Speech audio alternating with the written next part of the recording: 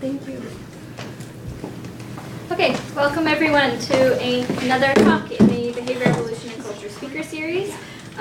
We meet every week of the academic quarter, typically on Mondays at noon in this room, but today we are brought together for a special Beck talk, which I will introduce in just a moment. But just to remind everybody of our regular speaker series, hope to see you all back here on Monday, May 20th, when we have Courtney Meehan coming from Washington State. Her talk is entitled The Social Worlds of Infants, Moms, and Microbes. There's a clipboard going around. If you haven't already signed your name on it, please do. To help us keep track of people who are here.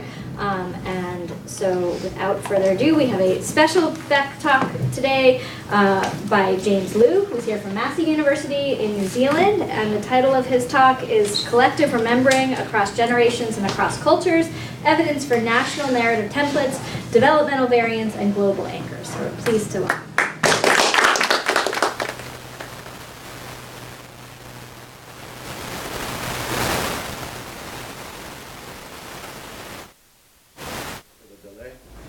I actually did my PhD here, but even back 25 years ago, the parking was diabolical, and it hasn't gotten any better. My background is in psychology, so I've been in Haynes Hall a few times, but never in a lecturing capacity. It's always been a friends or something like that. So thanks very much to Dan for inviting me over. We met at the U.S. Air Force Academy Scientific Research Meeting in Boulder, Colorado, maybe 3 years ago. And well, we were both looking at issues involving trust, but then when Dan invited me to give this lecture, I said, well, I can do trust, I can do simulations of evolution of prosperity, or I could do this one. And he said, ooh, the collective remembering sounds good. So the title is slightly changed because when I gave it to Dan, we hadn't done any of the analyses yet, and now we've done the analyses, so here's where it is. My co-authors on this paper are some graduate students, Robert Chi-Chi Zhang and Roosevelt Bilal and Muhammad Abdul team. And I'm at Massey University in Auckland, New Zealand. So the topic, I guess, is really quite interdisciplinary. And the purpose of this talk is maybe to weave together strands from 3 different disciplines. Since you guys, I assume, are mainly anthropologists, I'll open with some ideas from one of the greats in anthropology, Bronislaw Malinowski. He talked about historical charters and how charters are essentially myths or narratives of history that confer immortality to events and people by weaving them into stories. Now, I prefer stories than myth versus history because I think the point that I'm going to make is even in contemporary histories are quite selective. They can be challenged on factuality, but there's definitely myths in modern states, just as they were in the less developed states that anthropologists typically studied in the first part of the 20th century. And I want to bring this into dialogue with social representations theory, which is a sociologically oriented psychological theory of collective representation. So we draw from Halbwachs, but I'm not going to quote him much because with an hour or so I'll just focus on the anthropology and the psychology. If I was giving this talk to sociologists, I'm sure I'd do it a bit differently. So apologies in advance for any naivetes that I bring to the interpretation of anthropological theory. I am a psychologist, but the purpose of this is maybe to open up a dialogue. The data that I'm about to present are actually quite mystifying. They're literally just 3 or 4 weeks old, and so I'm hoping that you experts in interpretation can help me make sense of these. So from a social representations perspective, a group's representation of its history will condition its sense of what it was, what it is, and what it can be. So this idea that history provides symbolic resources for constructing identity runs through all 3 disciplines. So we'll begin with a notion of charters that Malinowski came up with after investigating societies in the South Pacific. So he argues that what he calls charters provide foundational myths that can legitimize social order in society And this is just a quote from Malinowski along with some photographs of in the South Pacific. Myth comes into play when rite, ceremony, or a moral, social or moral rule demands justification, warrant of antiquity, reality, and sanctity. So myth is not only looked upon as a comment of additional information, but as a warrant, a charter, or even a practical guide to the activities with which it is connected. So it is a source of societal legitimacy that brings people together, provides a kind of a common anchor, a common root, from which they determine what the social order should be. Some empirical examples of a charter in a non-literate society by Goody and Watt in '63. The Gonja in Ghana recount the foundation of their state by their founder. And prior to contact with Europeans, the story said he had 7 sons, and there were 7 regions in the area. After the British did their colonial thing, there ended up being 5 regions, and the story got changed to 5 sons. So that would be a perfect example of his story providing a foundational myth to justify the 5 the regions into which power was divided, and then changing as circumstances dictated. So, any questions so far? Now the argument here is that charters serve a similar function in literate societies. Example that my colleague Dennis Hilton gives is the Magna Carta, signed in 1215, disappeared as a reference in the 15th and 16th century, revived in the 17th century to support Parliament's claims against the king. So if you want to chop the head off the king, you can't treat the king as the representative of God on earth. You got to go back to a social contract, which became the Magna Carta. Magna Carta is still cited today, but only like 2 clauses out of pages and pages and pages. So a perfect example of the selectivity of history for providing foundational myths for contemporary societies. So in summary, these representations of history are more than just descriptive cultural memories. They're normative, so they establish do's and don'ts. They're constitutive, they confer legitimacy on groups, and they're negotiative. Just give you a few more examples before I launch into the data that the new data. We've done a lot of work on social representations of history around the world, and in this previous research we showed that in terms of social representations of world history, ordinary people's lay collective memories, World War II is the most important event across all the societies in the world. And it's possibly invoked as a charter for a world order, at least in the time period following World War II with the triumphant powers of World War II. So here we are, Prince Charles, comparing what the Russians have been doing in terms of their spying and interfering with elections in Great Britain, as comparing the Russian actions to the Nazis. Okay, bringing back the old memories, the earlier collusion between Hitler and Stalin and the later Great Patriotic War when the Russians defeated the Germans. And then on the other side, during the height of the fiscal crisis, when Greece was heading towards bankruptcy and Germany was enforcing the fiscal austerity measures, there was huge protests in Greece, where Greece made a formal claim, a huge claim for Nazi reparations, saying that the Nazis did all this to us back in 41 through 45. This should be a small debt to forgive, given all they did to us back then. So you can see that these charters are used to try to establish legitimate arguments in the present. So that's World War II globally. And let's talk about states, because that's going to be a focus primarily in this lecture. Populism is really on the rise globally. And one of the key characteristics of populist narratives is a golden age. So that is a golden age slogan that's on the POTUS's head, Make America Great Again. And you can see it's just a slogan. It's by no means restricted to the United States. Here's Narendra Modi. He doesn't have the English slogan, but everything if you read it semiotically, everything on it is a Hindutva or Hindu nationalist narrative. Again, pointing back to the golden age where India was ruled by indigenous Indian religions and had no part of Islam or, I guess, Christianity, but they're not too worried about Christianity. Okay? So you can see that they're used within states as well. Whereas World War II might be more like a global charter, these are more like state-based charters. So to summarize, history is conceptualized by Ricoeur as a symbolic narrative for making peoples. Lewin Hilton wrote that history provides us with narratives that tell us who we are, where we come from, and where we should be going. It defines a trajectory, which helps construct the essence of a group's identity. A group's representation of its history will condition its sense of what it was, is, can, and should be, and thus is central to the construction of its identity, norms, and values. But this all seems very top-down. How much do ordinary people really think about history, especially in a state like the United States, which tends to be fairly ahistorical?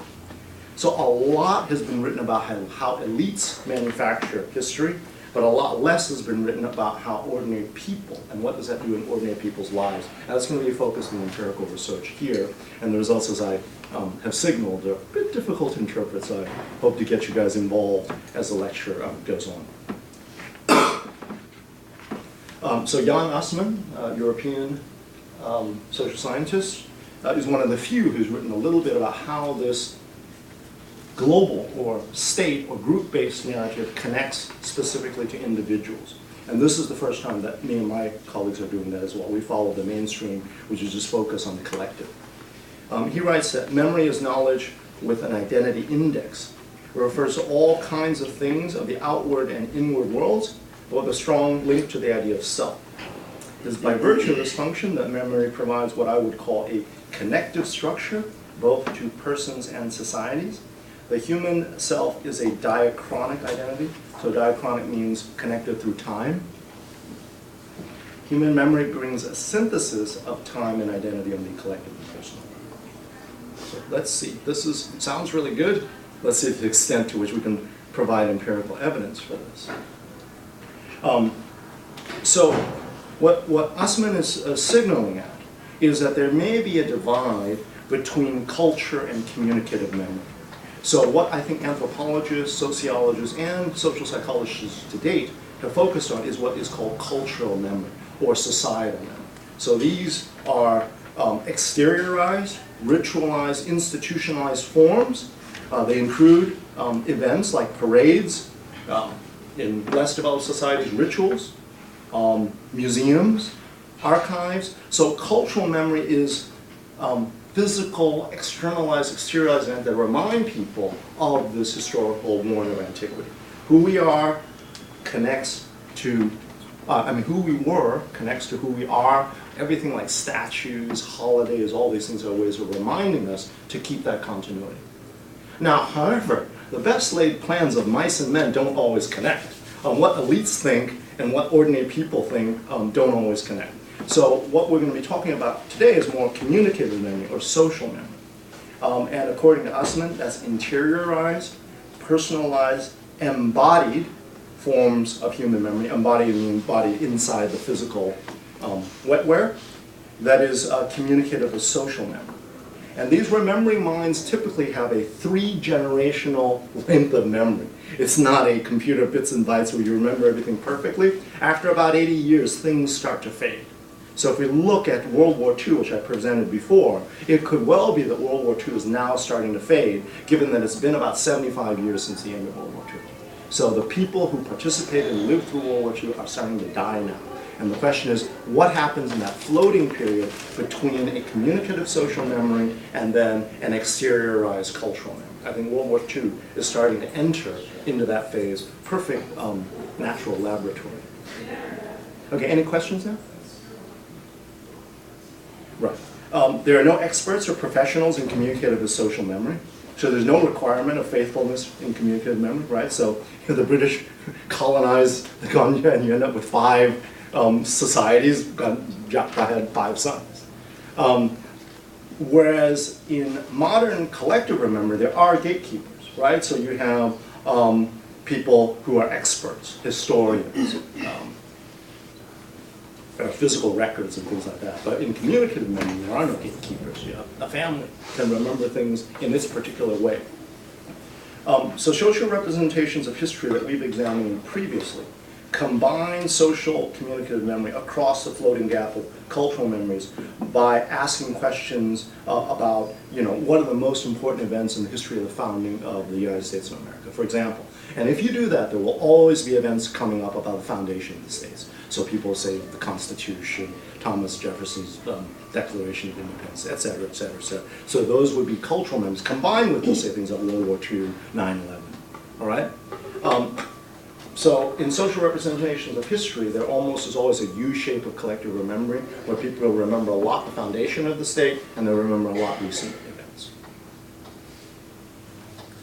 And so, but we want to focus now on just communicative memory, social memory, and so we have a particular new question.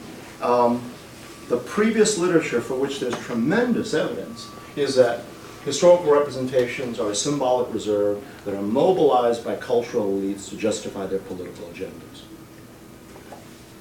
The one that's less well understood is what differences might there be between a historically conscious citizen of a state versus a non-historically conscious citizen of a state. And there are plenty of people that don't think beyond their cell phone and their games. They don't think much about history. And so what kind of things might we anticipate? Well, what differences might there be? George Santayana, philosopher, says, those who cannot remember the past are condemned to repeat it. So are people with historical memory wiser politically than people without historical memory, right? A less wise philosopher than Pete Townsend once said, you won't get fooled again. Are they harder to fool? That would be one thing. That would be a generic hypothesis, so we'll have a look at that. And then in terms of culture specific, Abraham Lincoln once wrote that a house divided against itself cannot stand. That's a lesson for a specific country and very apropos in terms of the division between right and left in the United States today. So we'll have American data, though, have you help me interpret in a little while. Okay, so the data come from what I call the digital influence study. It's the second wave. And it's an open-ended question where we got data from 42 societies. They're all nationally, semi-nationally representative samples, 400 to 500 adults. And we asked them, open-ended question, please name 3 historic events that have occurred during the lifetime of people you know or have known that have had the greatest impact on your country. So 3 open-ended answers, fill them in, evaluate them, good, bad for each. So that's the question that the data are going to come from. And when we ask this, this is a measure of communicative or social memory. Nobody's really tried to measure that at an individual level. I'm going to try to show you some opening moves of how we do it. Very interested in your suggestions of how to check this, how to do it better. And the question is, with this country, to what extent is it a state? So at a particular moment in time, you're just picking up something that is completely dependent on whatever salient. Like, for example, I'm not going to show you New Zealand data, but if I did this survey in New Zealand on March the 1st, I would have gotten a completely different answer if I did it on March 16th. All right, so that's state-based. You know, you had this huge event happen, and the whole thing changes. And to what extent is it trait-based? And so, and how am I going to kind of nail this down over time? This is the first move. So very interested in a dialogue once we get to it. Okay. Here are sample characteristics. We've coded about half of the 42 countries so far. Here are the countries. And so basically, people who are coded as historical gave 3 historical events answering all 3 of the items. People who were coded as non-historical either didn't answer any of them or gave personal things. So a substantial number of the answers are like, my baby was born, or something like that.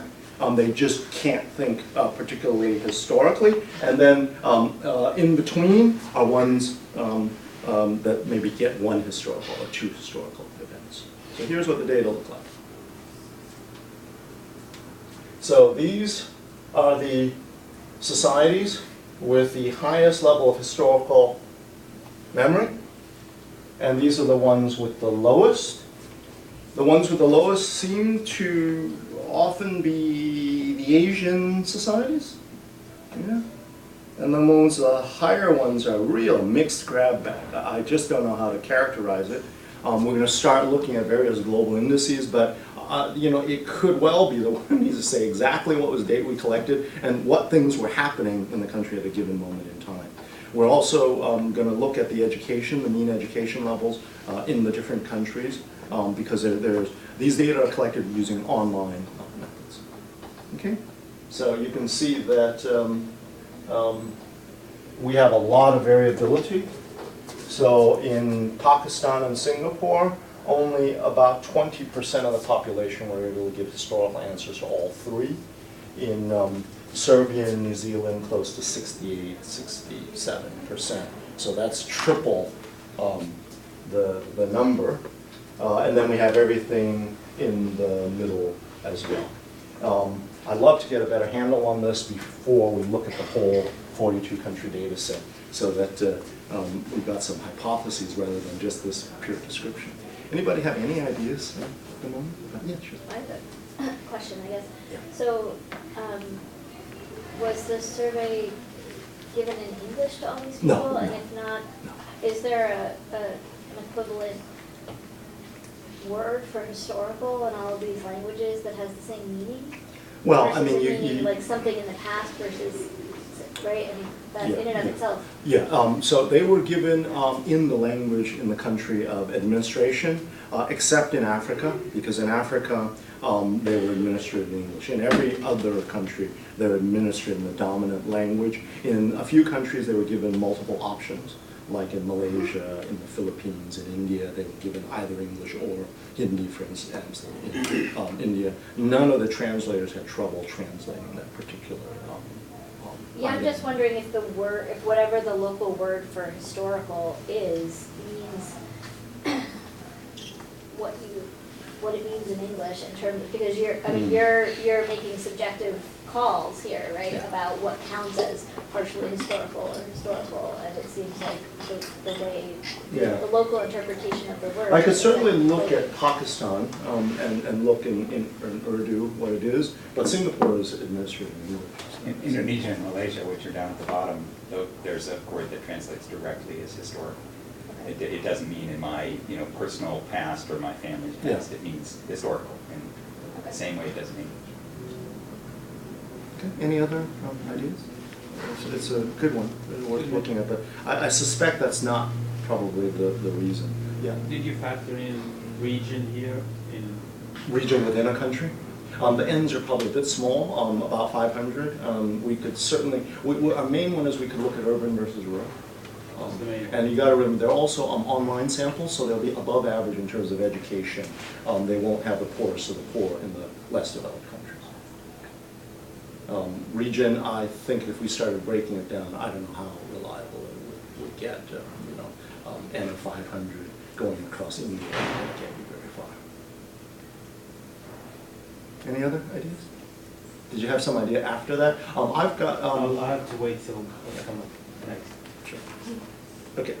So let's. Oh no. That's not good. That's the first time it's happened that this highlighter has erased everything. That's not good. So this computer Beautiful painting though. has erased. You know what I'll do is I'll see if I can pop up a different version. Is this a Mac? Yeah. Yeah, that's why. So whenever you go from a Windows to a Mac machine, bad things happen. And that's supposed to be a highlighter that highlights the important characteristics, but once it goes to a Mac, it erases it. Let's just see if I plug this in, whether it can read it.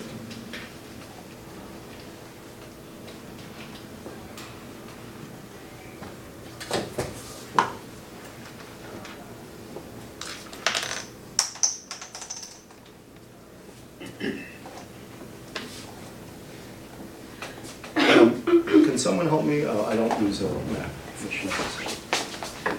So I use this name thing. Where is the my? Yeah, that should be the. Let's try to do. Oops. Yeah, try that.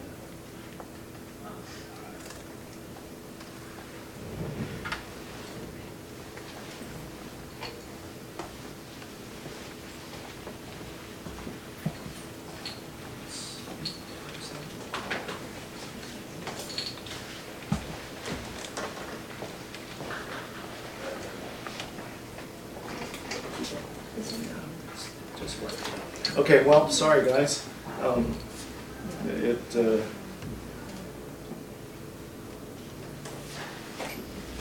If that's going to be a feature of a lot of the slides, we can switch. No, it's only here, just highlighted. I just highlighted. I just have to remember what it was. So the first thing that would be an obvious correlate that we'd be looking at across cultures is that historical memory should be associated with higher levels of education. Extraordinarily mixed, significant. You know what, I'll just skip to the summary slide here. The average correlation is 0.08, only significant in terms of education in 5 out of 22 countries. I wasn't expecting this at all. I was expecting historical consciousness to be much higher correlated with education. Another big surprise, very low correlation with age. So thought old people would have more historical consciousness than young people. So the correlation is 0.8, significant in 5 out of 22 countries. Sorry, education is significant in 10 out of 22 countries. So it's far less characteristic of educated and older people than I'd imagined. So suggesting this is probably more state than trait-based, and they're just reacting to the question at the moment, especially if it's online, because the amount of effort people are giving to online data collection is probably less than on a face-to-face situation. Small negative correlation with self-reported social status. So minus 0.05, 7 out of 22 significant, and income, minus 0.09, okay? The highest correlation in terms of demographic factors was a minus 0.12, significant in 12 out of 22 societies, for the importance of religion in deciding important political matters in the state. So the more you have historical memory, the less you agree with that state, that religion should play a role in deciding how things get done in your state. Okay? Any questions about these ones? It looks like a state-based measure more than a trait-based measure right now. And there may be ways that in the future I might want to manipulate it to try to get it to be more trait-based than state-based. That's one idea to try to refine the measure in the future. Here are psychological correlates, much more consistent. I don't know how much you guys are familiar with James Sedanius' work. He was a psychologist that was here at UCLA for many years before going on to Harvard. I did my PhD with Jim finished in '92. This is the most consistent correlation of everything we've found. So essentially, the higher you are in social dominance, the less likely you are to be historically conscious. Okay. So this is significant in almost every country, and it's in the right direction in every single country. Directionality, of course, is going to be a major issue here. Is it that people high in social dominance, that means people who think that group-based inequality is a good, desirable thing, that suppresses their historical memory? Or is it that people that think of historical events are more likely to disagree with the questions about social dominance orientation? So when you prime historical memory, does that reduce this inclination to be hierarchical and think that the top groups should be better than the bottom groups? We don't know. There's no way we can know that with this correlational type of measure. And the other one that's a huge mystery. Okay, so much less consistent, but same direction for system justification. This is a measure by John Jost, a psychologist as well, basically saying that our system is just and right no matter what. You can see these are both substantial and significant negative in the United States. And a negative correlation, people with higher historical consciousness are less likely to be politically engaged. So the political engagement, we had voting measure, we had a volunteering measure, we had a participation measure, less likely to be politically engaged. And relatively consistent as well. Some zeros in a few countries like Greece and Hungary, but more stable, more cross-culturally valid pattern than any of the demographic correlates. So something's happening psychologically, something that's maybe a little bit more coherent than the demographic kind of purely trait-based characteristics. Any questions or comments? I'm open to your interpretations of this because literally this is not published data, so what your idea is as good as mine in terms of why we're getting this. Yes. So maybe you're going to get to this, and if so, just we'll wait and see. But it strikes me that the nature of the events to which individuals refer when they do, so what we're doing here is we're just counting up whether they refer to something in the distant past or in their immediate lifetimes, right? That's coming. That's coming. Okay. Yeah. So I'll move on. So we're doing this kind of more global cross-culture first, and then I'll do a couple of states to close. Okay. Yeah. Okay, so summary of psychological correlates. Modest but consistent correlations, high historical consciousness, lower on social dominance orientation. Why? We've done cross-cultural research in the past showing the three dimensions of historical evaluation are calamities, progress, and resistance to oppression.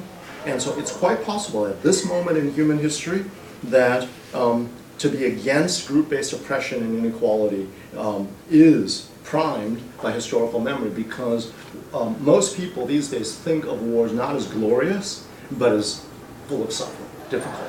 People in developing countries have a higher evaluation of war because they view it as necessary, because it gave birth to most of the developing world states, but it's not positive anymore. Okay? So it may well be that at this moment in history, because the dominant free recall are negative events, that these negative events don't really get where you want to go. So if German remembers World War II, they're certainly going to think, wow, how great group-based oppression is. That'll really get us back to the golden age. No, they say, I think we've heard that story before, right? So these are some directions we might start heading. This is just literally, I'm telling you, this is about 3 weeks old, these data. The opposite is that high social dominance-oriented people are ahistorical. So the way you maintain group-based dominance is just forget about the lessons of history. We can overcome the past by our force of will. Right? Could be happening in the United States today. But the mystery is, why does this pattern occur with low political participation? So is it, I'm interpreting this causally, which is probably wrong, but it's hard to see how political participation with lower historical consciousness, so the only plausible thing is the opposite way. Does this historical consciousness, well, we can't do anything about it. Pete Townsend also said, meet the new boss, same as the old boss. Wide open interpretation begs for longitudinal studies, I think. But unfortunately, we've run out of minutes, so we're not going to be able to do this kind of thing. Okay, last one about the cross-cultural. I was just in St. Petersburg, talk about history and identity. This original painting is in the Hermitage. This is Jean Gross's picture of a young, handsome Napoleon. And of course, as most of you realize, the French Revolution is the author of current state-based national identity. So what's the relationship between historical consciousness and national identity? Okay, this is the one you have the strongest theoretical prediction, really, because all the theories across all three disciplines suggest that historical consciousness should be positively related to national identity. So history is engineered by elites to produce national identity. That was the basic insight of the French Revolution. You can activate every citizen, make them into citizen soldiers, and for about 20 years kick the crap out of the rest of Europe until everyone else in Europe started doing the same thing, right? Citizen soldiers, right? That was why Napoleon was there. So Nora, who's French, theorizes that states produce an official history. It erases alternative histories belonging to other groups, typically local groups. Tons of local variability in France was erased during the French Revolution, and thereby strengthening nationalism and eliminating challenges to sovereign authority.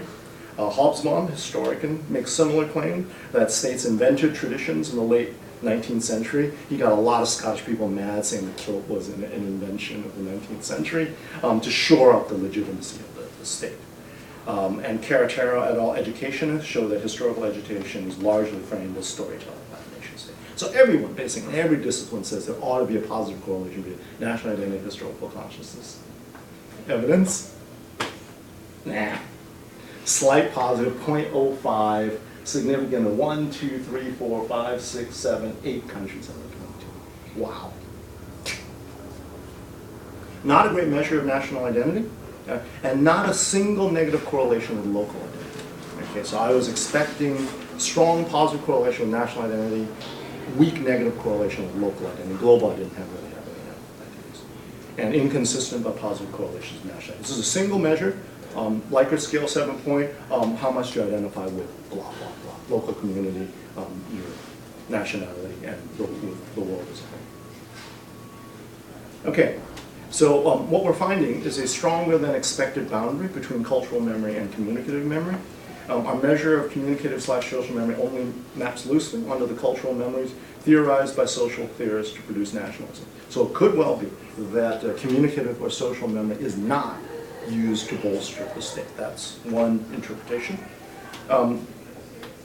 The other one is that attempts by the state to produce social communicative memory maybe aren't that successful, or that you don't need history to do it. You just need a little slogan. So when Trump puts his hat on, are people actually thinking about history, or are they just imagining something true, right? Now let's go to the Hans question. Let's look at the specific events nominated in specific countries for tighter links between historical consciousness and national identity. I certainly am not willing to give that hypothesis up because of that. How are we going to do it? We're going to do latent class analysis. What latent class analysis does is it groups together events. So I got 3 items, right? Each one is not a continuous measure. It's like, first one, 9/11. Second one, might be whatever, World War II or whatever. How often are they likely to co-occur when somebody says that? Okay, so latent class analysis is like cluster analysis, except it's better because it gives you fit indices to decide how many clusters you have. So historical consciousness, we haven't done the analysis where we just look at one single event, because if you call it consciousness, it should be the combination of the 3 events or more that determines correlational pattern. Okay, so let's start with China. Start with a rising hegemonic power that's trying to build a belt and road to unify its power belts across Asia.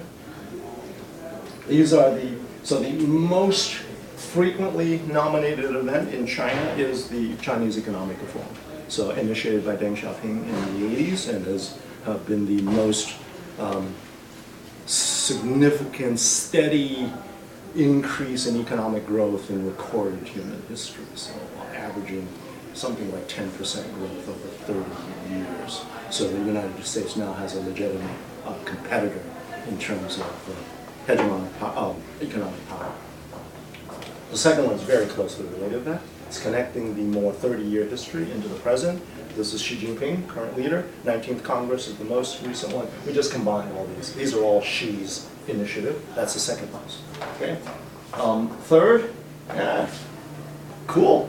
Sino-Japanese War. Okay, this is the 1930s. An Nanjing massacre.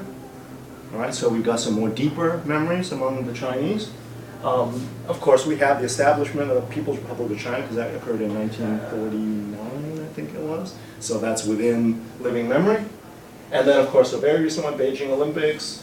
Then we got earthquakes and SARS, handover of Hong Kong. The Cultural Revolution still comes in at 9%.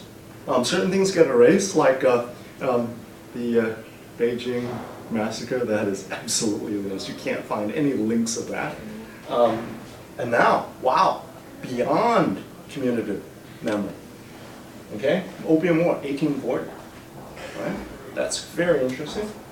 Joining World Trade Organization, China-U.S. trade war, and China's e-business. So those are the most commonly nominated events. We have those coded as 1-0, do a latent class analysis on those and think what patterns are the most typical patterns of nominations that come up. Okay? Everybody following me? Okay, here we go. So we come up with 4 classes. The most common class, 44%, is the less historical. So this is the probability of them nominating this, and all the other events nomination really low. So no real coherent pattern. They just, when you think about history, they think about Big Daddy sheep. Okay, 44%. Second biggest is this one. So that's the very interesting. This is the reform generation. Very politically meaningful, I think. So very high factor loading for economic reform, and then Xi establishment of PRC and Cultural Revolution. So it's all moving from this Marxist Maoist thing into the present where there's economic reform and it's now socialism with Chinese characteristics, whatever that means. Okay, that's the second one. And then the other 2 are a bit lower. This is the historical depth profile. Wow, neat. So Chinese do have significant historical memory. Sino-Japanese War, economic reform, establishment of PRC, and Opium War. So there's the historical depth group, and then a recent history group, which is Olympics is very recent, Earthquake and SARS handover. So this is all the last 30 years. Okay, any questions about it? So, yeah. I just want to make sure I understand this. So these chunks are saying if someone nominated one of these, then the same individual was More likely to nominate the next one. Yeah, so if I nominate this, I got 27% of nominating that, that, and that. And all the other events are much lower percentages. Right. So it's you know, you can interpret it very similar to factor analysis in some ways, except that they're categorical rather than continuous. Yeah. Okay, so these are just probabilities of these events clustering together in nomination. Okay, so now we're going to analyze those 4 clusters in terms of doing ANOVAs, comparing them. Okay, so here we go. Oh, crap. Okay. Here's the big trouble here. Historical depth group is not the group with the oldest age. The group with the highest age, which was the 31, was the least historical. Okay, this one, I can't remember what the number was, but it's like around 30.8 years old. So age, again, isn't featuring even on the historical depth group, which looked like obviously it must be that, but no.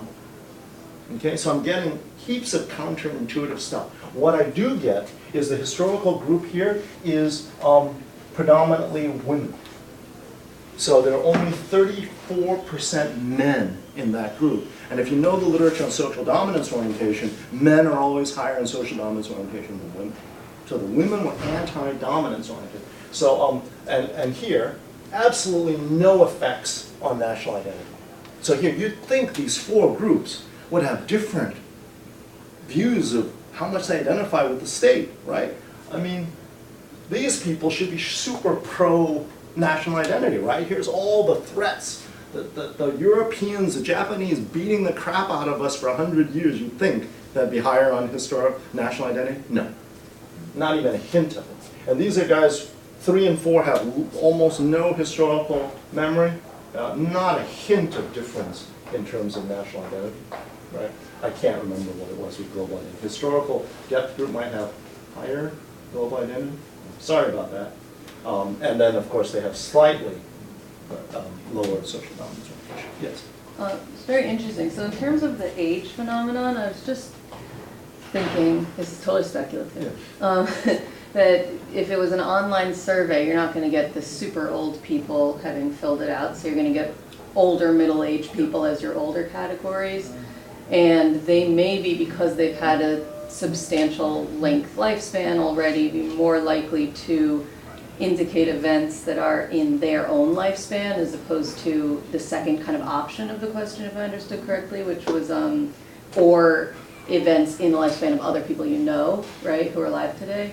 Was that right, that was the question? Yeah, so in other words, what we're trying to do is let them think freely about living memory. So if they think about their grandma and grandpa, that's fine, you know, people they've known or known.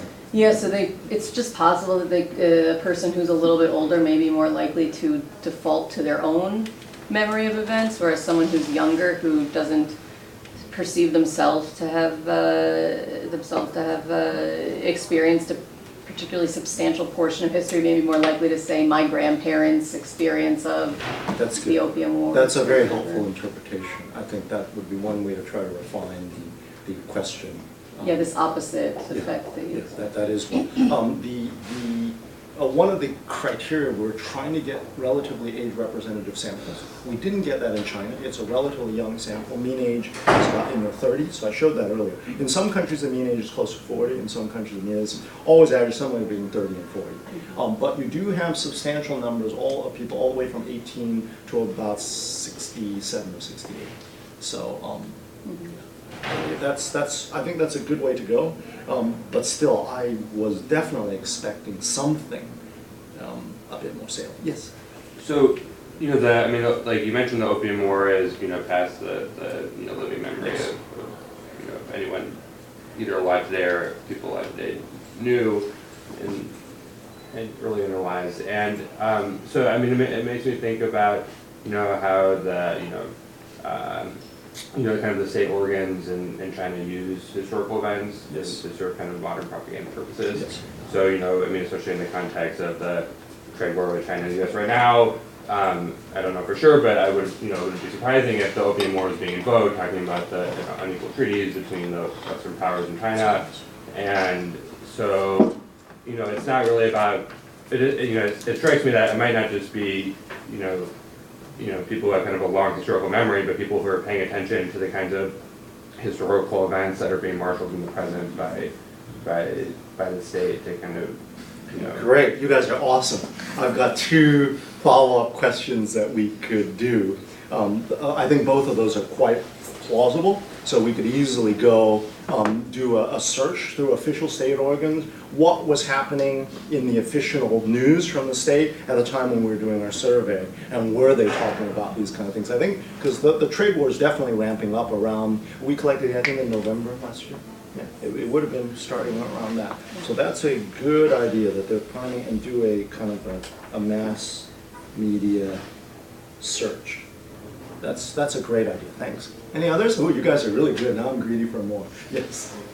I'm just curious, especially with the cross-cultural data, although it may be relevant here as well, about the, if you had some information about whether these individuals or generally there was a proportion of intergenerational households or intergenerational relationships, I think would just be something that I would personally be interested in, to try to understand people's attachment to historical events. If you're looking at a country or a subset of a country or a society or an individual who is themselves, who are more or less kind of embedded in these intergenerational relationships within their own family and their own attachment to intergenerationality. That's as a opposed great to proportion question. of people in nursing homes. We don't have that data at the individual level, but because we have so many countries, Yeah. we could put it in as a country level correlate. My guess is we're not going to get great results from that. Why? Because Pakistan is so low. I know that Pakistan has a high proportion of intergenerational households right now, and almost no historical memory. Whereas China has a pretty good proportion of intergenerational households that have high historical memory. So we can put that in at the cultural level. And I think I'm really keen on doing stuff like that and pre-registering these hypotheses because this is the fad in psychology. Or a way to even interpret rural versus urban. Yeah, rural versus urban is another good way to do that, rural versus urban, as the proxy. Because you are more likely to get an intergenerational household rural than you are urban. That's excellent, yes. Was there any question about the, I guess you'd say the valence, like whether people thought that these were, okay. Yeah, so we could go into that and look at the valence of each of these clusters. I was talking about the individual items. No. Oh, okay. So every item, basically, you nominate the event and you rate from 1 to 7, positive to negative. Yeah. So we can go back there and then look at the valence of the clusters as well, but I can tell you in advance what these are going to be. Super negative, positive, super positive. So it's quite a mixed bag of positive, negative. This stuff is going to be the next. So it's every one of them are mixed bags. This one will be the most negative in this cluster. Yeah, and again, this would be great, but the earthquakes and the SARS would be negative. So every one of these are mixed in terms of valence. Averaging won't get you very much here. Yes? What I was actually thinking is that for certain items, I don't know about China, but I can see how in some countries, the same item there would be a split. Absolutely. Right? Okay. You're on. Okay, let's do USA. Okay, because this is where we're all natives, and we can get the better interpretation here. Yeah, I'll share this stuff with my Chinese colleagues. Problem is, our ends are only around 500, so once you start spreading out, it becomes very hard to do. But it's still an interesting thing. And also, I find it very interesting that you're not getting a positively valenced cluster. That's not the way people are doing it. People aren't going positive, positive, positive. They're giving a mixed bag, right? These are just the probabilities are being summarized. Okay, so that's China. And looking at historical versus less historical, the only thing that comes out, none of the stuff comes out, okay, with any of the classes. So if we look at class 4, right? So class 4 is the one that's really not historical. And we're comparing class 4 against the other 3, and we get almost no significant differences in terms of the only one being that class 4, the less historical one, again, is higher on social dominance orientation than the others. And look at the mean score here. This is very typical in developing countries. You get a medium level score, whereas you do this in the US, you get about 2 or 3. Okay, so politically incorrect for the United States, but perfectly acceptable in developing countries. Okay? And again, no clue of historical consciousness providing even the slightest higher national identity here. Right, so now we've gone into specific events, and you could separate it out. Do whatever comparisons you want, there's nothing there. Okay, let's go to the US. So, the US, the most frequently nominated events is 9/11 by a long way. Right, and a very negative event. And then following that is election of Trump. That's the one where you have that tremendous variability. These online samples tend to be liberal leaning, so we have more people being negative about Trump, but you do have that very positive little spike at the end as well. Okay, and then we got Obama. So you can see across these, I mean, you know, it's a quite contrasting kind of nominations. And then we've got World War II, America's great shining moment, only nominated by 5.7%. So in the previous research that we did in the early 2000s using only student samples, well, world history was much, much higher, and 9/11 was just coming in. But this does suggest that it's possible that World War II as the anchor for historical consciousness is fading, and it's being replaced by 9/11. And meaning-wise, that produced very different meaning for the American state and American national consciousness than World War II. World War II, we rescued the world. 9/11, we were being threatened by these forces that are threatening to bring us down. Okay, very different angle. So I'm going to start looking around the samples. These are the 2 most frequently nominated events global. And so I'm going to probably start looking at the meaning, the correlation of these across different countries. And you get unique patterns of 9/11, for instance, in the United States and other European countries versus, say, in Brazil or whatever. Any questions about these? And we do get some older stuff. Kennedy, Vietnam War, and the civil rights movement is just below the 3% threshold. Martin Luther King shooting a little bit below that. So we've got a bit of older stuff from the late 60s, early 70s, and then you got Desert Storm, and then school shootings. It says China, but it's the US, right? Yes. So where does it say China? Table 1. Oh, okay. Yeah. It's the US. Okay, now we do that LCA again. Here's the most common 2 classes. One is a more historically deep class. This is class 1, where 9/11, the problem is 9/11 is nominated so much that it appears in every single cluster. Okay? We've got this one, so 9/11, Vietnam War, JFK, and Iraq War. So we've got 3 wars along with it. And by the way, when they say JFK, it's the assassination of JFK that they talk about. So 9/11 plus civil rights era, because you can see the Iraq War is coming right after, on the heels of 9/11. So in the terms of the meaning, it's combining two disparate events. So the cluster analysis isn't giving us clear, easy to interpret clusters. I was hoping they could divide out. Some people with deeper historical memory, people with more recent historical memory. The empirical data don't say that. Okay, what we get, and then here's this murderous world, right? 9/11 plus school shootings, but that's only 7%. That's a very small cluster. This is the clear and present controversy. That's interesting, right? So 9/11 changed the American position in the world, and then this election of Trump, quite controversial, and the election of Obama, less controversial in our sample, but quite controversial among conservatives, right? So clear and present controversy. I think that one's quite interpretable.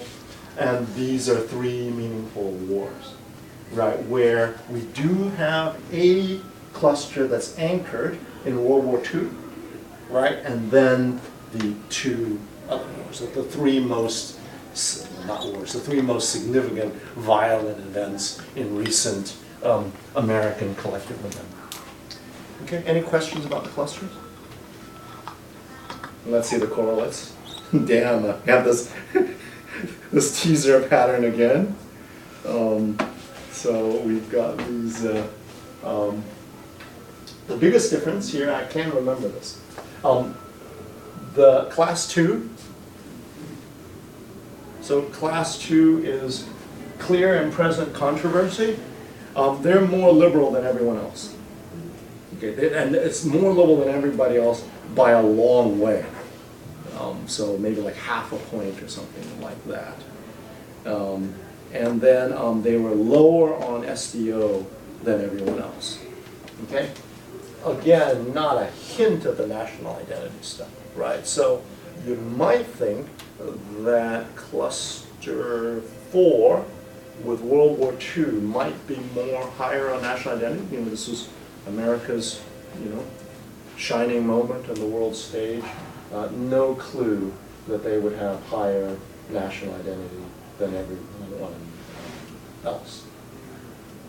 So still quite weak correlates when we get to the specific clusters. Yes?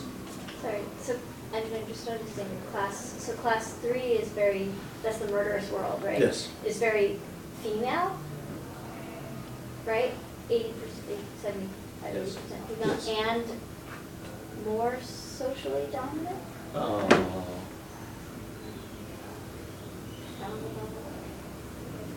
Wow.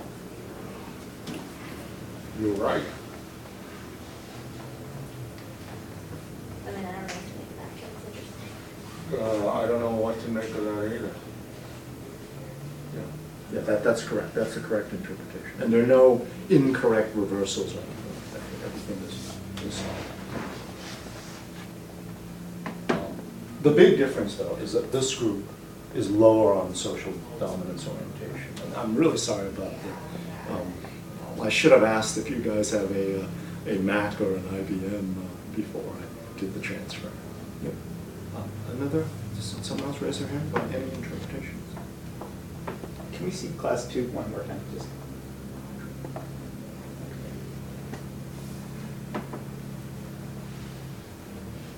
Okay, so summarizing, the cluster/class of historical are not always meaningful. So I think they've got a considerable state, not trait-based associations. It's just this moment in time, I'm answering it, and I'm not sure how much it indexed into historical consciousness. Or I have to say historical consciousness is a state, primarily state-based thing, which is not unreasonable, because basically what that says is that it may be exactly, it's very easy to push around by elites, but not only by elites, by whatever is happening in the world today. But then it makes it a less interesting political variable. So maybe we can talk about it a little bit. No hint of a relationship between historical consciousness and national identity. So that's always trouble. When your major finding is a null hypothesis, trouble with that one. Consistent association between SDO and historical consciousness, both at that collective level, we're just going historical, non-historical, and in the clusters. So clearly there's some meaningful association between whatever this measure is of nominating events and group, whether you support or oppose group-based equality slash versus inequality. Yes? Can we go back to the table for 1 second? So is it, am I remembering correctly, so you said class 2 is more liberal and less socially dominant? Yes. Are liberal people just less likely to try to portray themselves as socially dominant, or are they actually less socially dominant? Because I mean, I'm not, this is not my area, so I'm just wondering if it's self-report about social dominance, It's all right? self-report. Then I can see how the sort of liberal identity would very much be mapped onto saying, like, no, I'm not socially dominant, right? And so, is the core, Well, can you make whenever it you other do than that? any survey data, any item in survey data is open to that interpretation. All I can say is it is a very consistent syndrome of what liberals versus conservatives do with this whole suite of measures. It appears in every single thing. So the extent to which it's I think a significant amount, of course, is self-representation, but if you go for Goffman, yourself is self-presentation, right? So I don't see these are things that you necessarily need to divide out among them. They are performances, and these performances can be the self, right? So I don't know that you can ever answer that question definitively one way or the other. I think it does tell you, though, that they will fluctuate depending on what audience you're talking to. So again, forgive my ignorance about this topic, but the social dominance topic, I know Jim Giuliani is here, and I should remember his name. I think it was more about gender, right, and social dominance, if I recall. Yeah, so I mean, and discrimination is. Okay, yeah, that's right. So I guess, so yes, I guess I understand this thing about it being about self-perception, but I also thought social dominance is something that you could, I mean, it's about having, if what we're talking about is like power differentials, I mean, those are real in terms of your access to resources and likelihood of discrimination and all these kinds of things, right? So I think it matters whether it's somebody answering these questions in where they're sort of exhibiting bias because they don't want to be perceived that way, whereas in actual reality in society, those people have a lot of power, right? Can I ask a let me clarifying just- question? You can't do anything with these data because they're purely correlational, but lots of people have done longitudinal studies, experimental studies, et cetera. In other studies, there is impacts of social dominance or libcon on your behavioral decision making. And people high in social dominance tend to be conservative and will tend to be more discriminating and will tend to be more favoring the powerful groups in society on behavioral measures as well as survey measures. These data won't tell you anything about it because this is just one moment in time survey. Yeah. Just to clarify, is social dominance orientation, is that a measure of I myself am a dominant person? No. Which is what I think Brooke No. is asking. It's more No. like the world is one where the strong can control the weak. Or- No. It's what they think is normative. In other words, group-based equality should be our ideal is one of the anti-dominance questions on the questionnaire. I can pop up the others for you. Would you guys like to see what those 4 questions are? So the positive dominance questions are things like some groups are just superior to other groups. Yeah. So it's more like the world as it is, plus whether that has a normative component. Yeah, I mean, so our president's statement about taking the oil from Iraq because to the victor belongs the spoils, right? That's a classic statement of enacting social dominance. Yes, Right? that would be. And I mean, to your point about impression management, I mean, this is highly correlated with voting behavior. So it certainly can be the case that liberals say things because they're consistent with their ideology, but they also make financial decisions and voting decisions that are consistent with that as well. And conservatives likewise do the opposite. Yeah. Just to finish up, great questions, by the way. So this is the most consistent association. I need to figure out why. And what does that negative correlation with political participation? That one's a real mystery to me at the moment. Okay, so trying to finish out now. What does this all mean? So I'm making up a term of quantitative hermeneutics. So hermeneutics is trying to interpret things, but now we're essentially using quantitative data and trying to interpret things. And what I'm thinking is the take-home message is this poem by Shelley, right? My name is Ozymandias, Kings of Kings. Look upon my works, ye mighty, in despair. So that seems to be the one consistent message is the more the historical conscious, the less you believe in all that group dominance and how great we are, that type of stuff. But historical consciousness, the way I'm measuring right now, seems to be context dependent and malleable according to the situation. So historical events and political leaders prime historical consciousness rather than historical consciousness as measured the way we're doing it, being a stable trait driving political attitudes and behavior. But I don't want to give up on that completely. I think what it does give you is as part of the societal zeitgeist. I think no matter how many times we measure or do it, I think that 9/11 and World War II are always going to come up in the United States. Right? Maybe greater or lesser degrees, maybe with other things coming up as well. But I think that the zeitgeist at the moment is really influenced by 9/11 being so dominant in global consciousness and with World War II fading. So that stuff that I opened up with, World War II really said very strongly anything associated with fascism and things that went on with the fascism are wrong. They're lessons we need to remember from the past and how we do the future. If 9/11 is your anchor, that produces a very different zeitgeist, that set of things that are allowable or not allowable for elites to do. So that's what I'm thinking about this at the moment. It's still a set of symbolic resources and very malleable, very interpretable to the skill of the identity entrepreneur in your country. Right. So future research, I think we're going to start looking at 9/11 and WWII and the impact of these. I might just divide out these things and see what happens with the patterns there. So finally, last empirical stuff. I promised to do something about generation and intergenerational. The idea is that historical charters can be renegotiated as social/communicative memories of World War II fade. So the previous generation, this would be an iconic image. Even though, of course, classically this is staged, it's a staged image, but very firmly in the former American national consciousness. And of course, this was equally in the former Soviet consciousness, the Great Patriotic War. They even have two names, there's World War II and the Great Patriotic War, the incredible defenses of Stalingrad and Leningrad, and there's a Big Daddy Joe, looking quite heroic.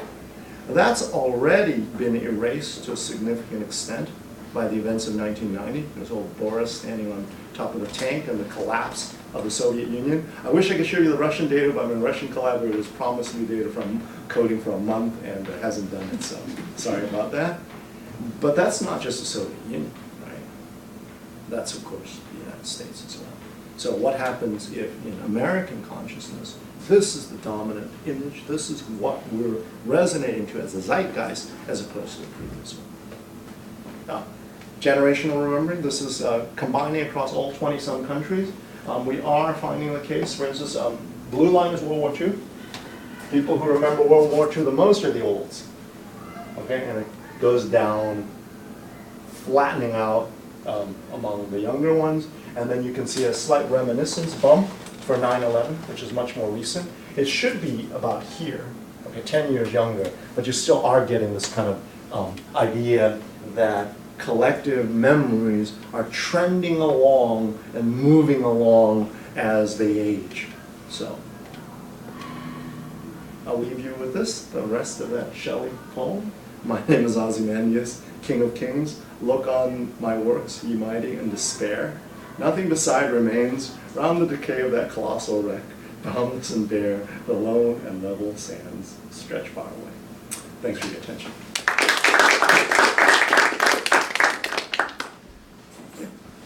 So I mean, the principal finding and there are a lot of head scratchers in here, but the big one is SDO. And I mean, I would have lost money on this if I'd bet in advance. Me too. Because I would have said that, you know, the current president of the United States being a, you know, instantiation of this, at least his campaign success, that SVO allows, I mean, that historical memory allows people to selectively reimagine the past in ways that validate an agenda for the future, right? And that individuals high in SDO should be seizing on the perceptions of greatness in the past in which, you know, their group dominated other groups, right? And the Make America Great Again campaign is all about, you know, some imaginary 1950s white America in which, you know, working on the assembly line, you know, 40 hours a week gave you a really successful middle-class lifestyle, right? Yes. And completely ignores, you know, racism, the legacy of slavery, the, you know, the colonialist enterprise of the United States in the 1950s and so on, right? So, you know, if I wanted to urge you to put your attention in one area, it would be in probing that. And I suspect that, you know, that the way to do that is going to be with additional data, because I think one possible explanation for that pattern is the framing of the question, right? Yes. The way that you're asking people about the past. And that, I mean, I take Brooke's point earlier about translation and what does the word history mean. I mean, I just happen to know the word in Indonesian and Malaysian, and I know that it translates very well to history. So I mean, you could you know, check by doing back translation from all of the languages. Yes, all of the ones did either translation, back translation, or the committee method. So the committee method is at least 2 native speakers come and interpret all of the questions. Yeah, but I don't think that it's an issue of translation. I think it's an issue of the particular framing of the question, perhaps in the context of an online study, right? That might be, I mean, I get the state versus trade distinction in this, but you know, it's very hard for me to let go of this very strong intuition. How would you change the wording to get, because you're right, all of us would have lost money on this. I would have predicted, I had assumed predict the exact opposite, that the higher your historical memory, the higher your SDO, and I wouldn't have disagreed with that.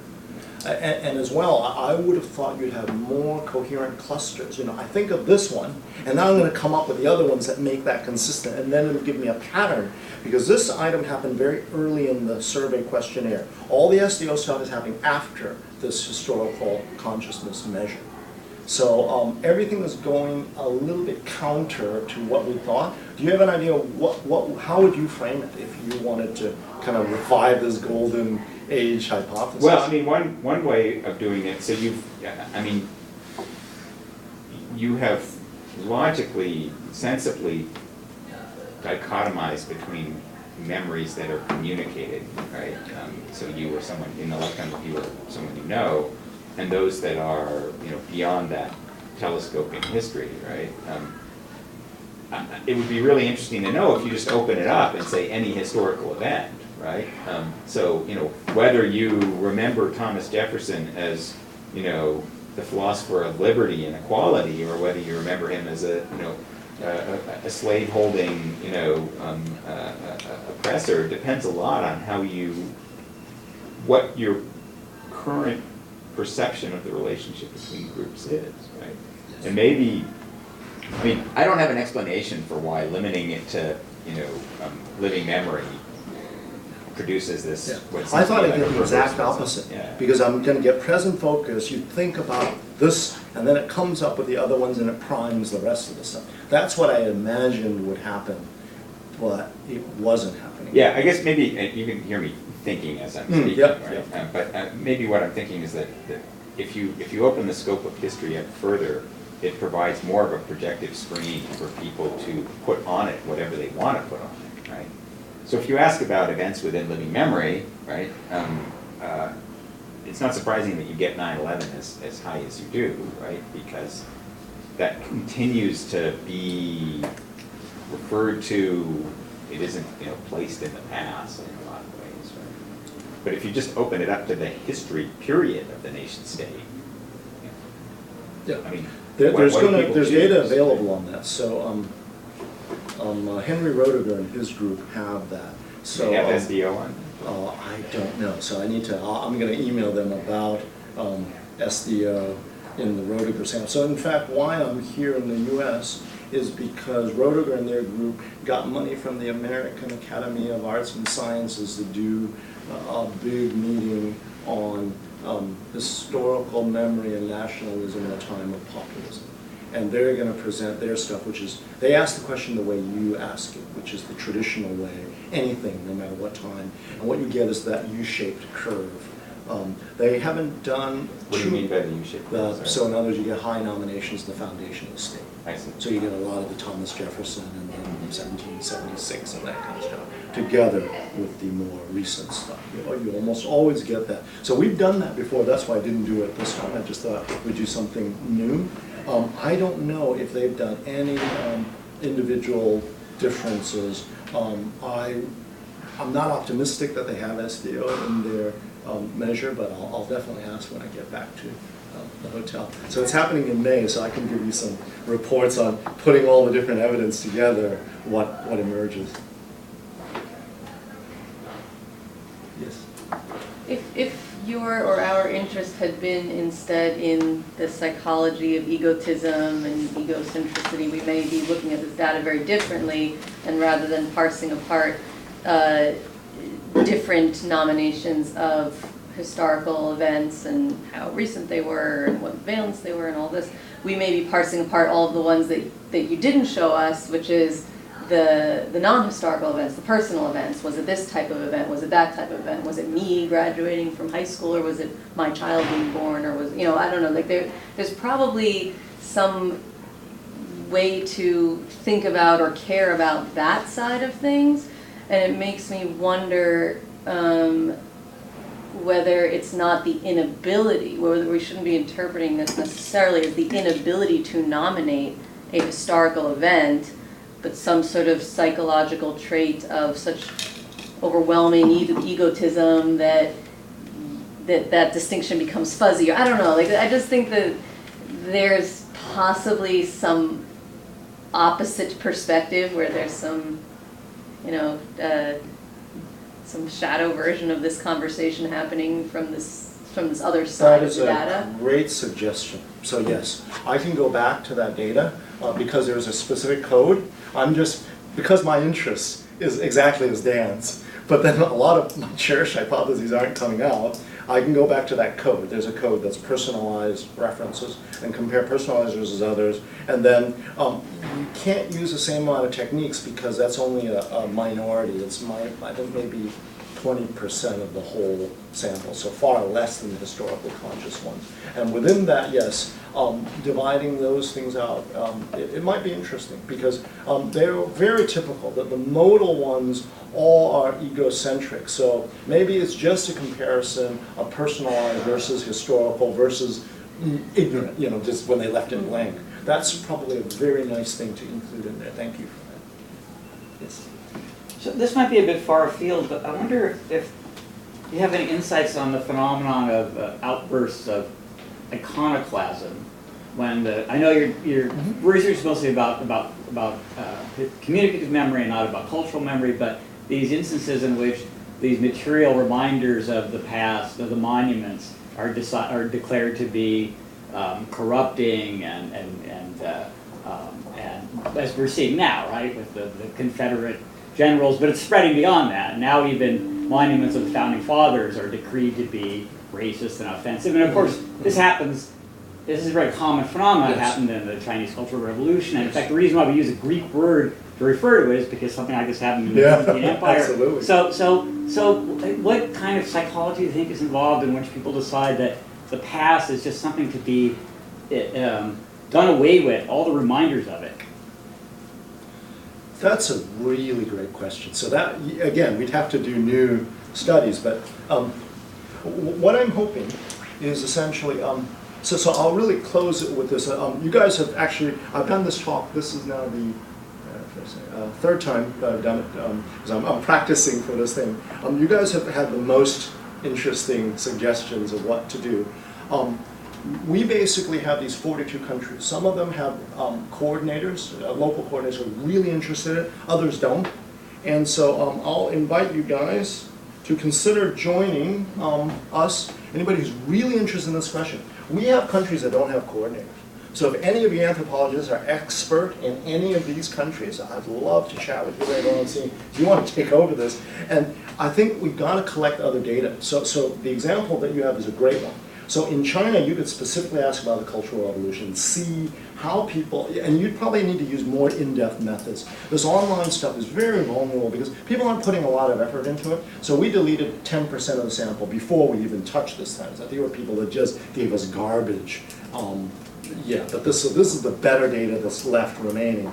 It has certain power, but it also has limitations. So I would love to examine something. Okay, Cultural Revolution, how do you remember that? Some people will remember, well, the iconoclast, that was the correct thing, we should break tradition. You know, but it seems like the Chinese, what they're doing is combining all of it to justify the present. That seems to, you know, that configuration, it looked like that to me, but that's with these big M's. And I don't know how people narrate it. When I was there, first time I went to China and talked to people about 98, and some of people had these vivid memories. They hated Mao and loved Deng. Other people loved Mao and hated Deng. I still remember a discourse around Mao was, we only had a slice of tofu to eat during the Mao era, but we all had the same slice of tofu. That I remember so well. That would be somebody who would say, well, Cultural Revolution is all right. And then, but is it that iconoclasm, or is it the cult of personality around Mao or Deng? So trying to get at what's producing it is extraordinarily difficult. So we have to get a bunch of iconoclastic events across cultures, talk within these, and see if you can get any consistent pattern to answer your question. Thanks. Okay, so yeah, I just coded South Africa, and South Africa, the narrative is very familiar. I mean, you'd all guess what it was, basically. It starts with, you know, 94, Mandela, all that kind of stuff. And then there's a little counter-narrative of how corrupt the ANC has been since they've gathered power, more or less is around that. So that was quite familiar to me. In the next few months, I want to start coding Nigeria or Kenya, seeing what happens there. So these are, like, I'm very interested in Nigeria and Venezuela, the really weak states, like Nigeria doesn't even control most of its territory. Who knows what's going on in Venezuela? And just see what does this state-based variable do in countries like that. Of course, your question about where the data come from regionally is probably quite important. Any other questions or comments? Okay, thank you very much.